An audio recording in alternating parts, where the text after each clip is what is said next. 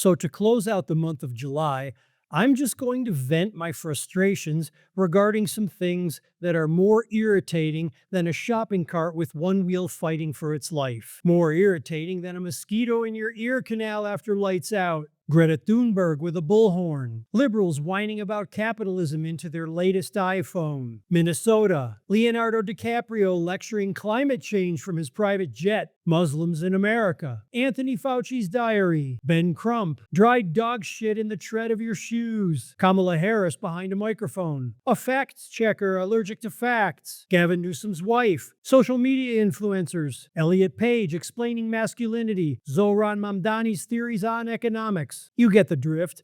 I'm fucking irritated today. Nolan Wells' parents no longer get a pass with me. These two people are pieces of shit in my human decency playbook. If they were quality human beings, they would have simply let the investigation run its full course and then, if they had any concerns, pursue other options. The fact that they jumped all over these bullshit narratives with Ben Money Matters Over Black Lives Crump within 36 hours after their son's body being discovered, not to mention the stunts they pulled over the past week, all creating a firestorm of race baiting, misinformation, and conspiracy theories, tells you all you need to know about these two snakes in the grass. Also, just to put this all into perspective, there were 449 black murders in Mississippi in 2024 and an estimated 461 in 2025, although the numbers have not been officially released yet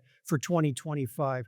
And neither Ben Crump nor Al Sharpton nor Nolan Wells' parents showed up for any of those murders. Oh, that's right. The suspects were black in those murders. So I watched a video yesterday of this feminist who was speaking at this year's 34th Annual International Association for Feminist Economics Convention. Yeah, you heard me.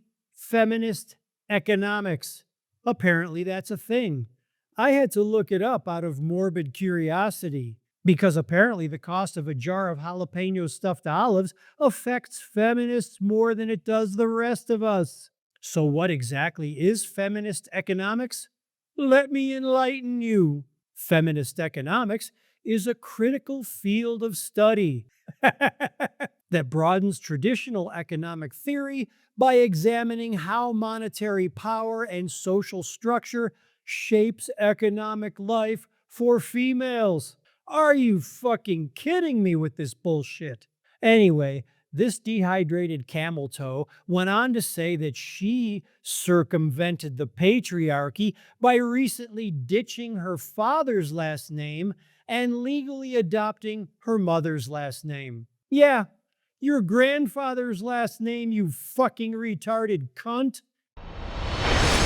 New York Mayor Zohran Mamdani announced this week that he will open his first government-run grocery store in 2027 and that he's going to be selling items at 30% less than the retail prices. Isn't that awesome? I mean, especially since the government has never been known for efficiency, now finds its way to charge 30% less for the same goods and produce of typical retail grocery stores. So yeah, he'll be cutting out all that evil profit that private sector grocery stores rely on to stay in business. How in the actual socialist economics was he able to find such efficiency? Oh yeah, that's right, he didn't. He's using your increased tax dollars in order to subsidize it and make up for the profit loss in the actual grocery items. So those groceries are actually costing you more in his city-run stores when all is said and done at the end of a year. Yeah, that's your socialism hard at work for you fucking uneducated, retarded liberals. And your wonderful cheaper prices will only last as long as it takes for private sector businesses to go under because they can't compete with socialist tax subsidies. Then, watch your prices skyrocket at your wonderful city-run grocery stores on top of those taxes you were already paying for those stores to exist in the first place, you stupid, gullible motherfuckers. I saw this past week that WNBA star Sophie Cunningham said that she stands firm in her opinion that transgender females, aka chicks with dicks, should not compete in women's sports, saying that her stance is common sense. Yeah, no shit. She's 100% correct. There's a reason that boys and girls sports have always existed separately for the past 100 years. The male physicality from a competitive athletic standpoint is superior to that of females. It's a physiological fact, and it's okay. It's just like I'm smarter than any liberal. It's just reality at work. It's nothing sinister or derogatory. Any common sense non-douche-lusional female will agree that chicks with dicks competing with females is simply unfair. Period. There's no debate. Only mentally ill people will debate such a fact. And where are all the feminists regarding this? All that work for your dried up bratwurst pocket equality, all those decades, and for what? To let females get bludgeoned athletically by chicks with dicks? You feminists aren't as smart as you'd like people to think, are you? Also, folks should seriously be paying attention to what's going on in U.S. elections, because what happened recently in New York should terrify everyone, and it's happening all across the U.S. New York recently held their Democratic primaries, but it wasn't normal Democrats that won. Voters selected the far-left socialist candidates.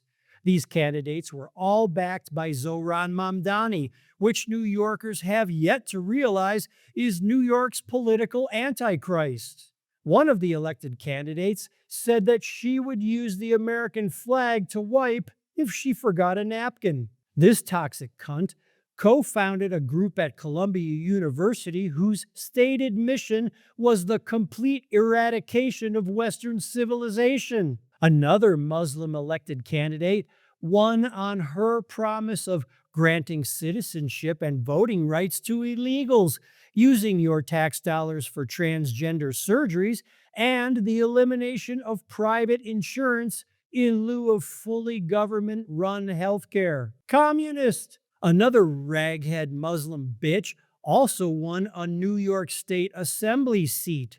She's the child of illegals who once protested in the name of Hamas, justifying 9/11 because of America's racism towards Muslims. This was New York Mayor Zohran Mamdani at a Muslim rally to support these Democratic candidates. Take a look. For this, and we pray daily for your success in this journey, inshallah. Thank you. وأسأل الله أن يصلي على محمد وآل محمد وأن يجعلني من المنتظرين لك والتابعين والناصرين لك على أعدائك والمستشهدين بين يديك في جملة أولياء والفرج فيه للمؤمنين على يديك وقتل الكافرين بسيفك. Brad Lander, a non-Muslim, also won thanks to his pasty-white Jewish pandering to New York Muslims, who did this to get elected at the same rally with Zohran Mamdani. Take a look. Bismillahirrahmanirrahim. Kulhu Allahu Ahad, Allahu Samad. Lam yalid wa lam yulad wa lam yakul lahu kufuwan ahad. Thank you very much for welcoming me today. That's 4 candidates just for the state of New York in one election cycle. The Muslim political agenda is this: go to what has predominantly been blue areas, take over, replacing normal Democrats with socialist Muslim radicals. Then convince liberal fucktards that your insane US hating minority is actually the majority, which allows for even more elections of Muslims. So, yeah, they create a false sense of popularity for Muslim candidates. And they win.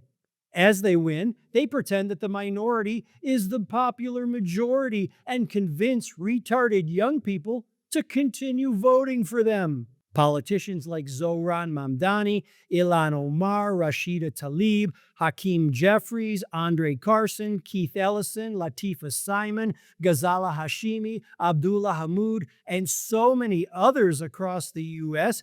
are slowly gaining steam in city, state, and federal politics. And the next thing you know, AOC will be president, and the Socialist Democrats and Muslims are in charge. And then, one presidential election after that, it will be a socialist Muslim president, and the U.S. is finished. During all of this time, conservatives and capitalists will be fleeing the U.S. in droves, like my wife and I did 11 years ago when we saw the writing on the wall. And then, all you liberals will finally find out that you voted for having telephone poles embedded in your asses as you live in misery.